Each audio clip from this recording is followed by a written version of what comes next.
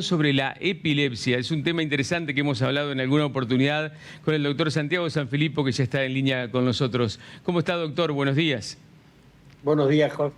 ¿Cómo estás, Cristian? ¿Qué tal? Bien, muy bien, doctor. Yo decía hoy cuando adelantaba que en otra época, en otro tiempo, la epilepsia era muy limitante, en algún caso hasta invalidante. Hoy ya está mucho más controlada, me da la impresión. En un momento era estigmatizante, si de Sí. tener epilepsia era casi, te diría, a nivel de la lepra. Ujú. Es decir, había dos enfermedades que eran muy rechazadas, que era la epilepsia por un lado, porque se consideraba en ese momento, de acuerdo a las religiones y lo demás, y a las supersticiones, que eran personas que estaban poseídas por el demonio. Y en el caso de la lepra, bueno, exactamente lo mismo. Eso por suerte fue perdiendo con el tiempo y actualmente se considera una enfermedad común, muy frecuente, nada estigmatizante, que puede llegar a tener cualquier persona y por diferentes razones, por lo cual es una de las enfermedades más de la neurología. ¿Y de dónde viene la epilepsia, doctor? La evidencia tiene muchísimas causas. Ya te diría que en un 50% no sabemos realmente cuál es la causa de por qué una persona es epiléptica. Pero en muchísimos casos sí sabemos. Por ejemplo, lo más probable es que las causas más frecuentes tengan que ver fundamentalmente con los trastornos durante el parto, o previo al parto, o posteriormente al parto.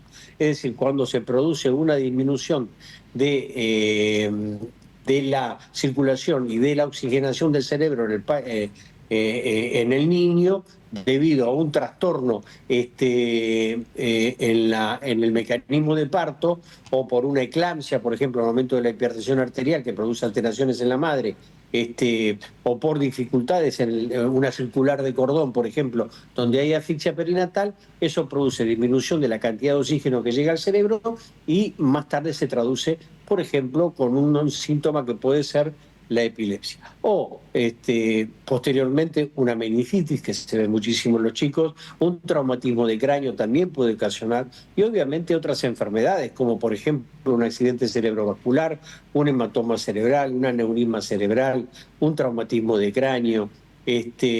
Son las causas más frecuentes de una epilepsia posterior. Hay un tipo de epilepsia que afecta particularmente a los chicos, ¿no? Que se da solamente en la niñez. Hay una epilepsia que se llama epilepsia infantil benigna, que se ve en los chicos chicos, y que tiene una duración limitada y con el tiempo desaparece totalmente en la mayoría de los casos.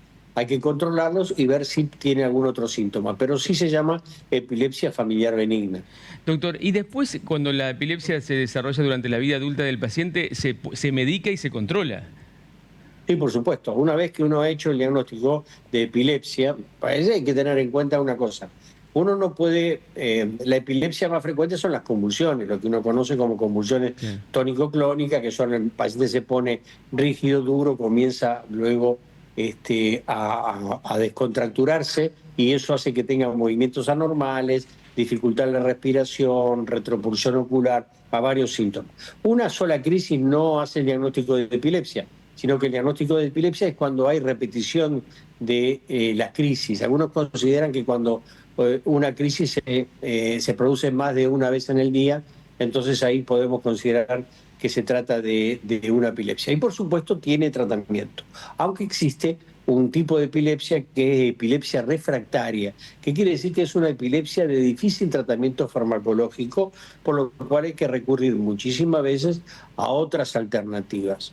Ahora se hace en algunos lugares cirugía de la epilepsia dependiendo de la localización del foco donde se produce la epilepsia, y una de las alternativas que hemos encontrado, especialmente en los niños, pero también en los adultos, y que nosotros estamos implementando actualmente en el CERER, debemos ser una de las pocas que estamos implementando esto, es la dieta cetogénica.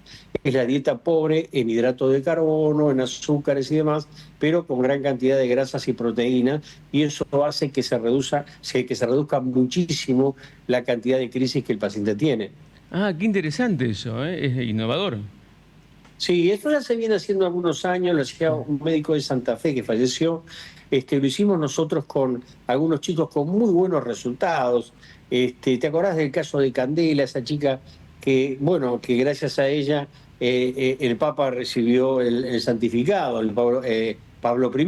Sí. Esta chica de Paraná que tuvo una epilepsia refractaria, que estuvo internada en el Favaloro, después estuvo internada con nosotros para su rehabilitación y que prácticamente no tenía vida, y luego con la dieta cetogénica anduvo muchísimo mejor, bárbaro, ya no tiene más crisis y ahora es una mujer que está en la universidad. Sí, Es sí, decir, nosotros ahora, por ejemplo, hace muy poco tuve un chico que venía de Mar del Plata, de 5 años, que tenía una epilepsia refractaria imposible, y con la dieta cetogénica hemos reducido de tener 20 crisis al día a tener una cada 3 meses, por ejemplo. qué notable eso. Hay cosas que andan muy bien. Sí, qué bárbaro, cómo permanentemente la medicina va avanzando, ¿no? En todas estas cuestiones, a veces con estudios más complejos y a veces con algo básico como cambiar la dieta.